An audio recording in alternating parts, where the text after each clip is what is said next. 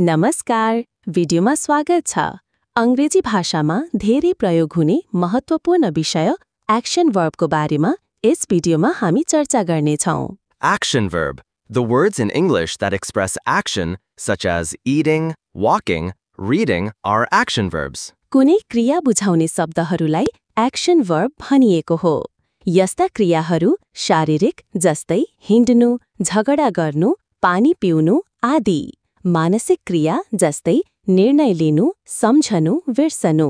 भावनात्मक क्रियाहरू जस्तै माया गर्नु, रुनु, घृणा गर्नु भन्ने शब्दहरू सबैलाई एक्शन वर्ब भन्नुपर्छ, किनकि यसले क्रिया वा एक्शन व्यक्त गर्छ। I am speaking now, and you are listening. The words speaking and listening are expressing some kind of action, so they are action verbs. तपाईको वरिपरि के भइरहेको छ एकपटक निहाल्नुहोस्। संगीत बजिरहेको छ, चरी उडिरहेको छ, कोही बोलिरहनु भएको छ, कोही बसिरहनु भएको छ, पानी परिरहेको छ, कोही काम गरिरहनु भएको छ। यी सबैमा क्रिया वा काम भइरहेको छ। अंग्रेजीमा यसरी भन्नुपर्छ: A song is playing, a bird is flying, some people are discussing, some people are sitting, it is raining.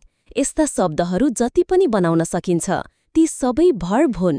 There are lots of words that are action verbs. I recommend you to take a dictionary as your guide. You can search through online, or a bulk dictionary book is also helpful to learn the meaning of a word. Action भर्बहरू पहिचान गर्न सजिलो छ। शब्दले क्रियाको अर्थ दियो भने त्यो एक्शन भर्ब हो। How to use an action verb in a sentence. First, know the subject, and then add the verb after it. The subject normally is the doer of the verb. अंग्रेजी वाक्यमा भर्बको काम गर्नेलाई subject भनिन्छ, जस्तै My friend goes to morning walk. यस वाक्यमा morning walk गर्ने कर्ता मेरो साथी हो। जानु एक्शन भर्ब हो भने त्यो जाने काम मेरो साथीले गरेको छ। यहाँ मेरो साथी अथवा माई फ्रेन्डलाई सब्जेक्ट भन्नुपर्छ। अब हामी वर्बको रूपहरू बारेमा बुझौं। वर्बको 5 वटा रूपहरू हुन्छन्। बेस फर्म अफ वर्ब अथवा त्यसलाई इन्फिनिटिभ्स पनि भनिन्छ।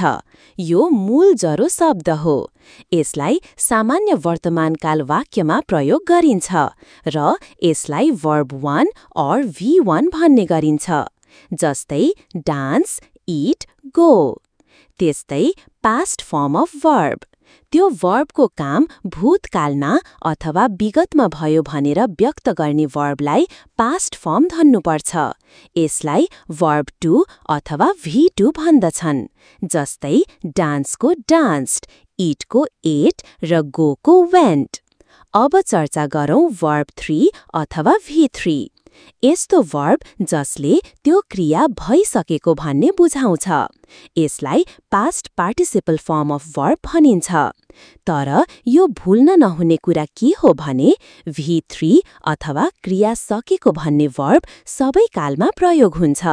जस्तै हिजो खाएको थियो, आज खाएको छ, भोलि खाएको हुनेछ। यी वाक्यहरू विचार गर्नुस् त। यी भूत, वर्तमान र भविष्यत 3 फरक कालमा भनिएको छ, तर सबै वाक्यमा वर्ब अर्थात् खाने काम सकिएको बुझाएको छ।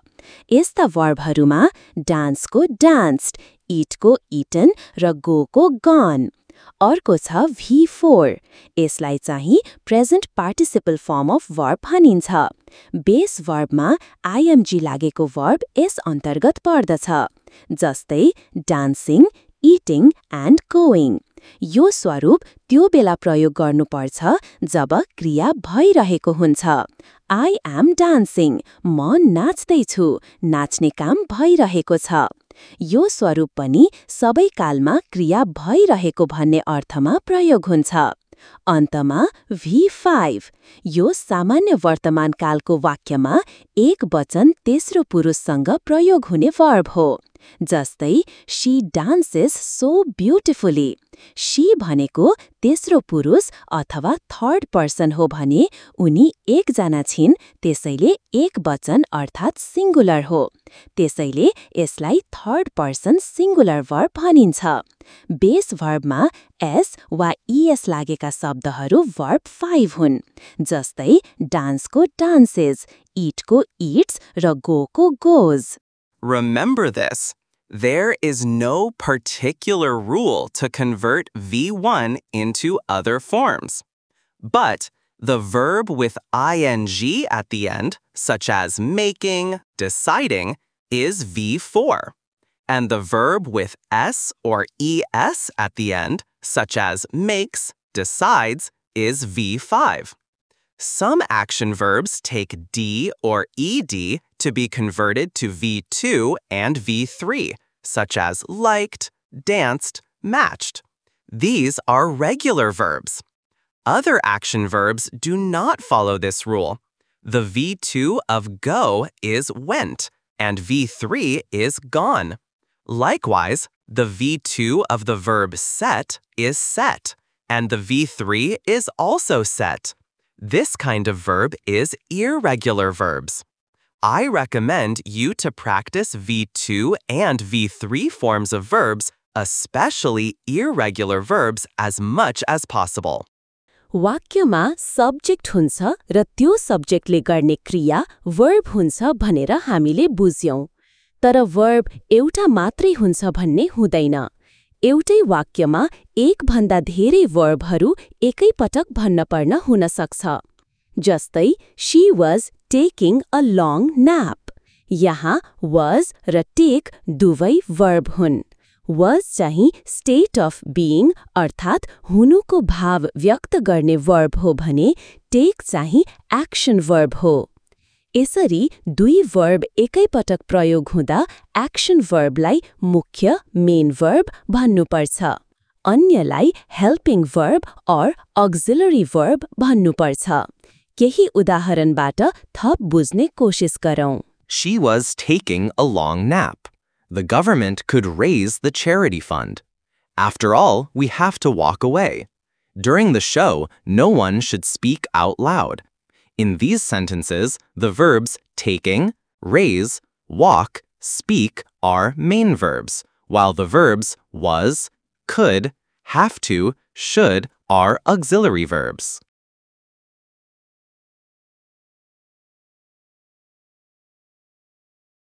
यस्ता एक्सन भर्ब्सलाई वाक्यमा कसरी प्रयोग गर्ने? यदि सामान्य भूतकालमा वाक्य निर्माण हुने भएमा V2 छनोट गर्नुहोस्। जस्तै उनले लामो निद्रा लिइन्।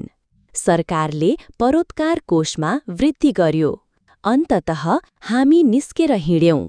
शोको समयमा कोही पनि कराएनन्। She took a long nap. The governments raised the charity fund. After all, we walked away. During the show, no one spoke out loud. The verbs used above, took, raised, walked, spoke are in their past form or V2 form.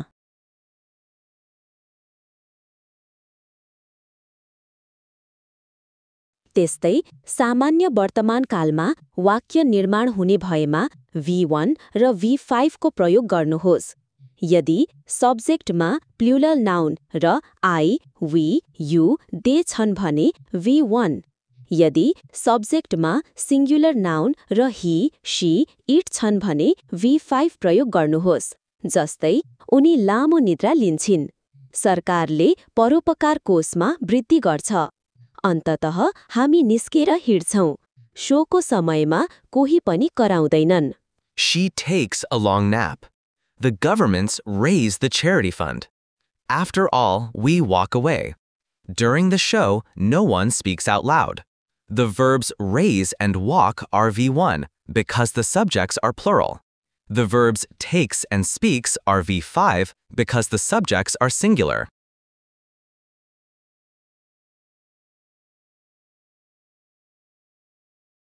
सामान्य भविष्यत्कालमा वाक्य निर्माण गर्दा will सँग base verb जस्तै will go बनाउनु पर्छ।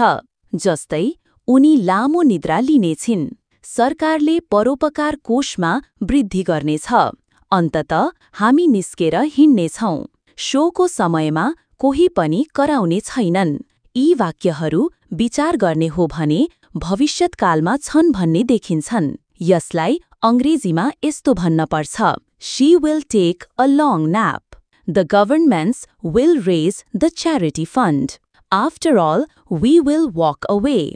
During the show, no one will walk out loud. V3 र V4 को प्रयोग गर्दा भने केही कुरालाई विचार गर्नुपर्छ। 1. यी भर्बहरू अन्य हेल्पिङ भर्ब्ससँग प्रयोग हुन्छन्। 2. V3 को लागि have verb लगाउनुपर्छ, जस्तै वर्तमानमा have gone अथवा has gone, भूतमा had gone र भविष्यतमा will have gone। 3. V4 को लागि be verb लगाउनुपर्छ, जस्तो वर्तमानमा is, am, are, भूतकालमा was, were र भविष्यत्कालमा will be पछि मात्रै V4 लगाउनुपर्छ, जस्तै I am going, she is going, we are going। I was going, they were going, he will be going। 4. Passive voice sentenceमा भने be verbसँग V3 लाग्दछ, जस्तै the letter is modified। Thank you for tuning with us. Hit a like and do subscribe the channel if you liked the video.